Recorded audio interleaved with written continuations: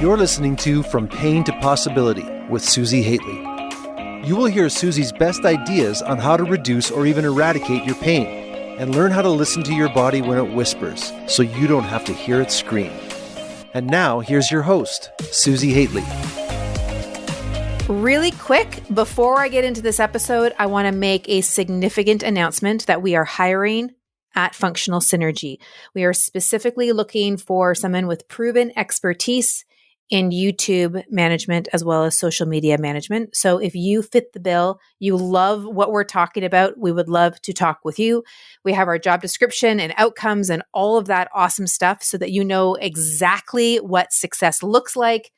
And if you would love to be part of our team, send us a note to health@functionalsynergy.com. Welcome back. With this episode, I want to dig into kneeling post total knee replacement.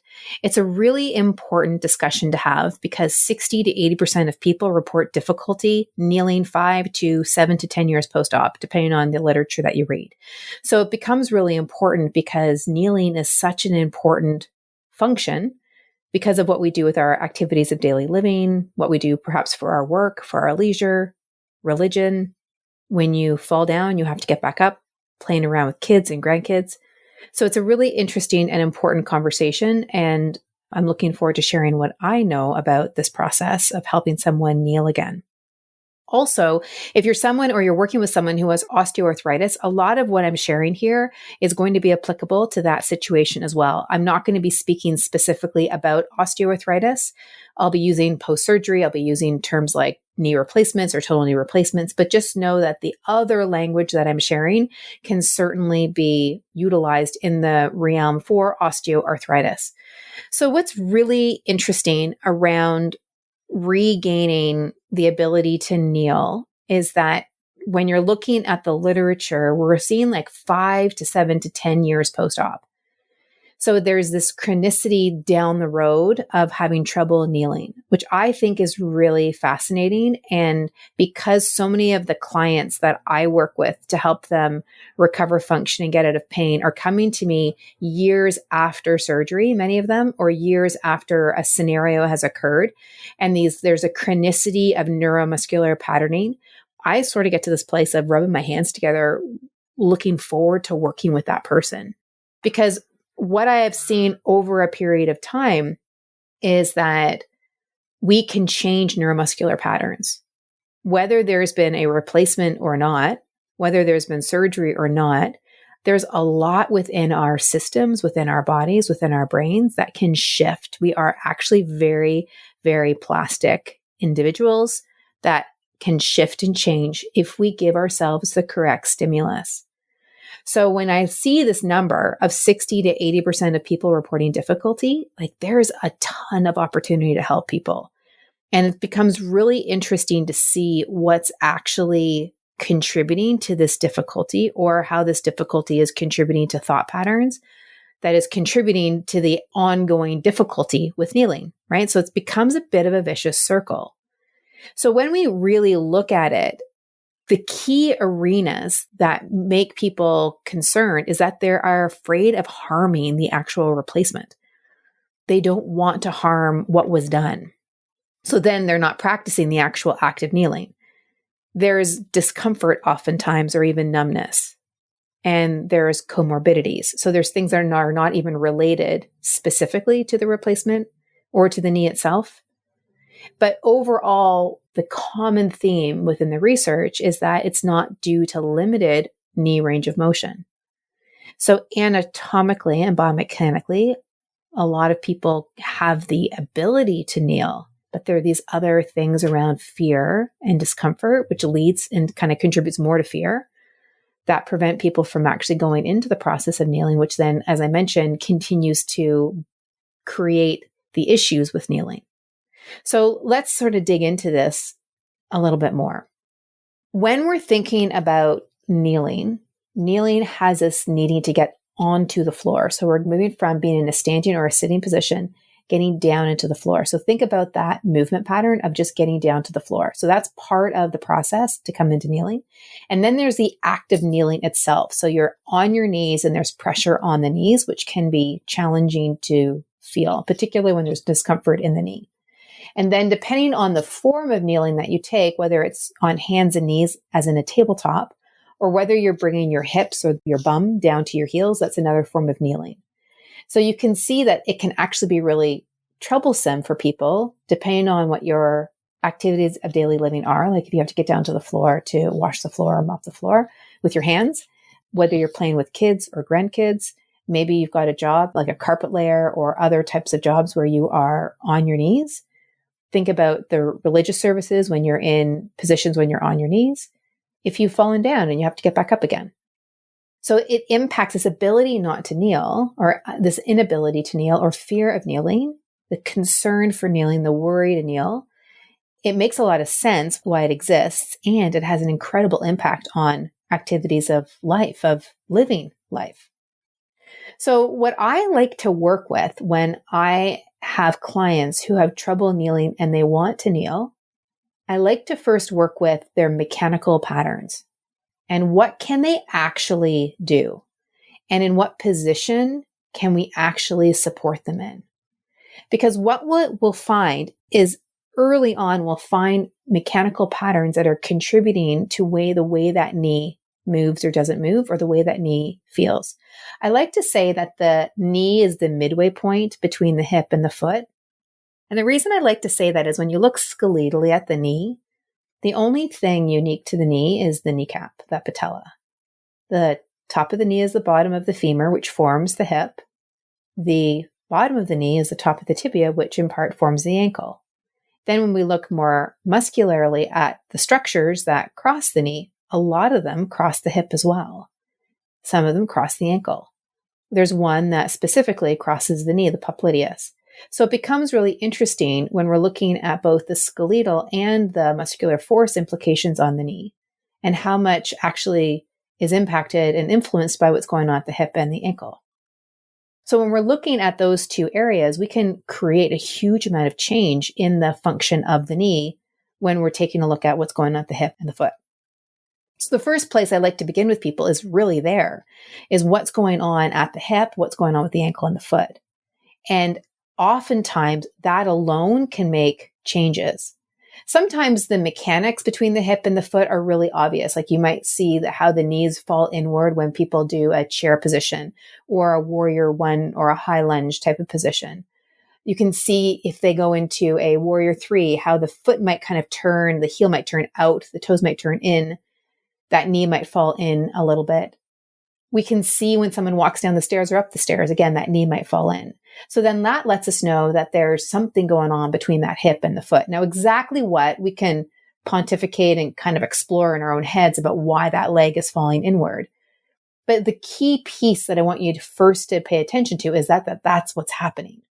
And that is really interesting from the perspective of if we can help create a better coordinating pattern through that kinetic chain from the hip through the knee to the foot, then a lot can shift. So a big piece of that part of the puzzle is I often stay away from the knee per se in terms of any cueing or touching or imagery.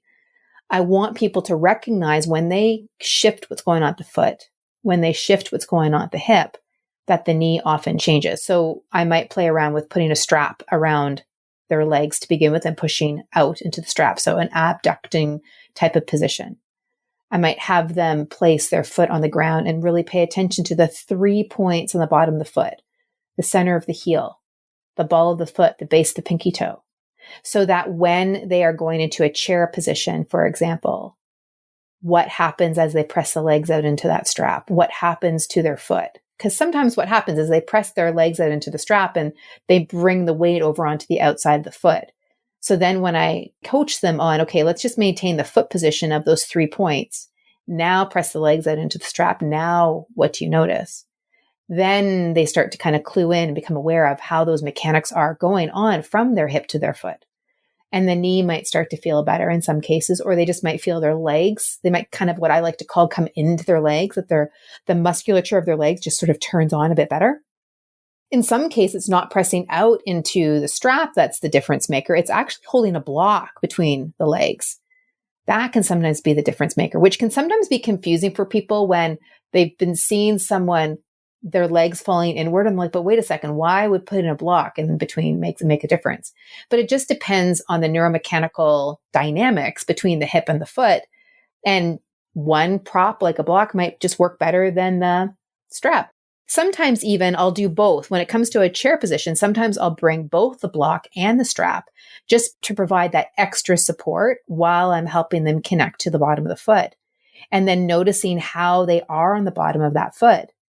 And then they can kind of play into, I see, I feel this knee. I can get this idea of alignment. Although I really don't love the word alignment, I'd rather talk about the kinematics, or I'd like to talk about the relationships and the tempo between the hip, the knee, and the foot, as opposed to specifically alignment.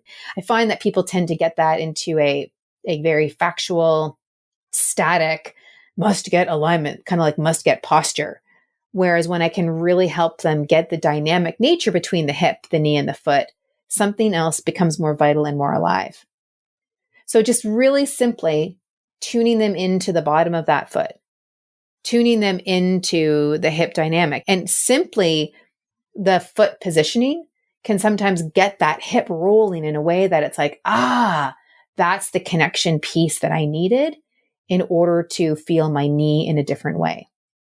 So that's one area to play with. And what I find powerful when this works, then I can take it into a high lunge or a mini warrior one or a mini crescent lunge, where the person then places, for example, the hand on the outside of the thigh, and they press that front leg, that outside thigh into the hand as they bring the other leg backward into that high lunge.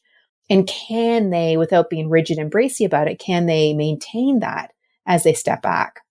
And then if they can't, then just take the stance smaller, but they're starting to gain a better sense of coordination between their parts as they move through. And that awareness, that lighting up of the awareness, helps them gain clarity on what's working and not working. And it gives them a bit better of a map to work with to support themselves in moving forward.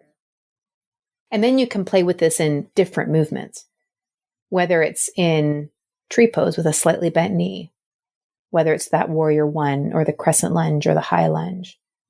Even stepping wide into goddess pose and then rotating the leg bones at that hip socket.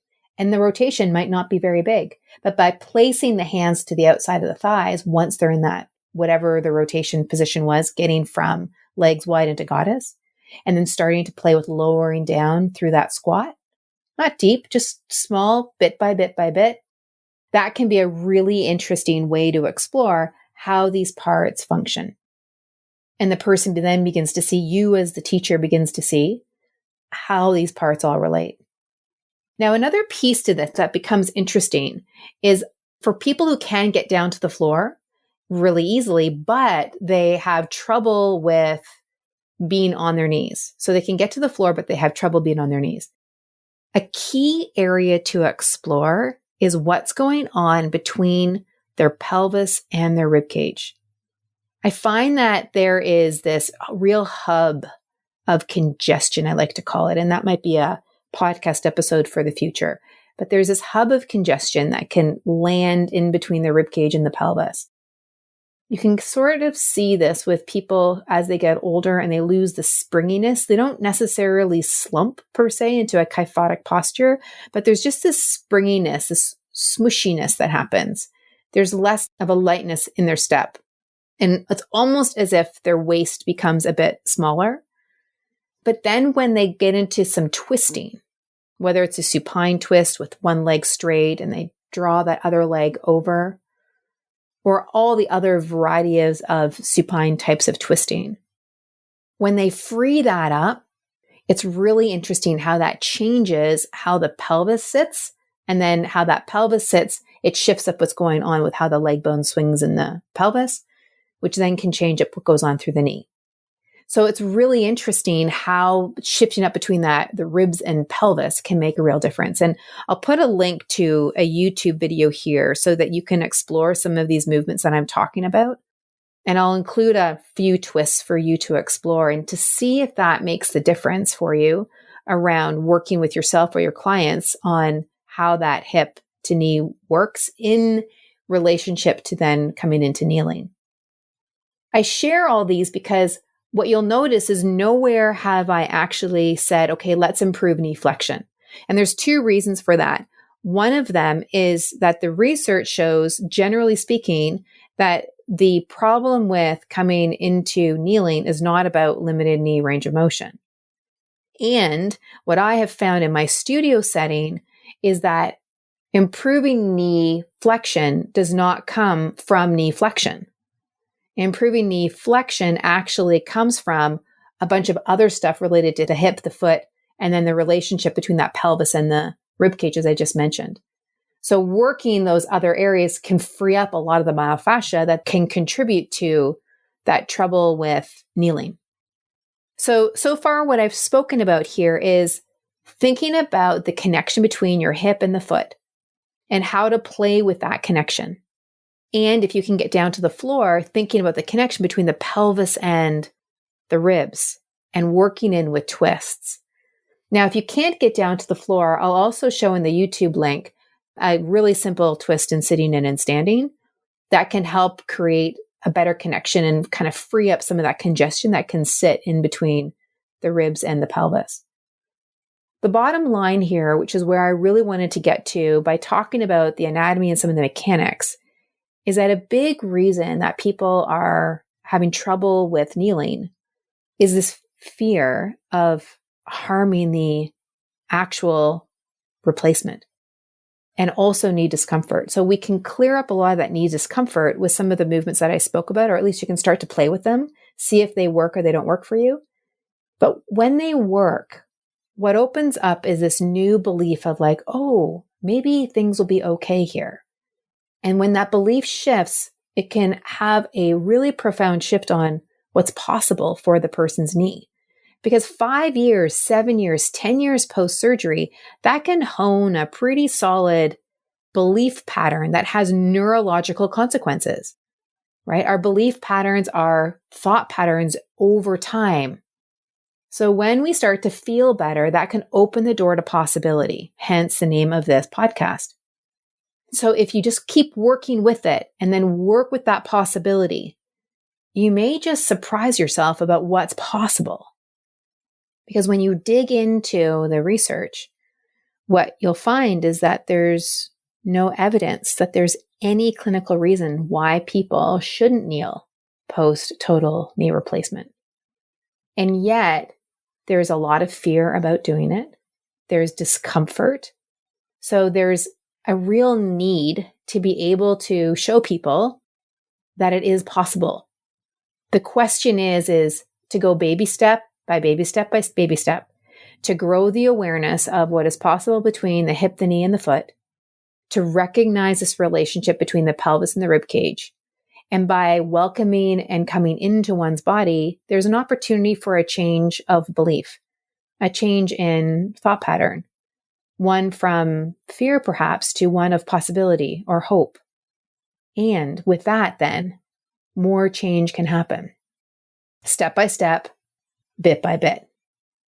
Now, if this is interesting to you and you want to dig into this even further, we are currently running our Optimizing Recovery post hip and knee surgery. And you can find that over at youragedoesnotmatter.com/programs. Again, that's youragedoesnotmatter.com/programs. I would love to support you in training others. And if you're someone who is having knee or hip issues, or you yourself are recovering from knee or hip issues, I would love to support you in your own recovery. See you there.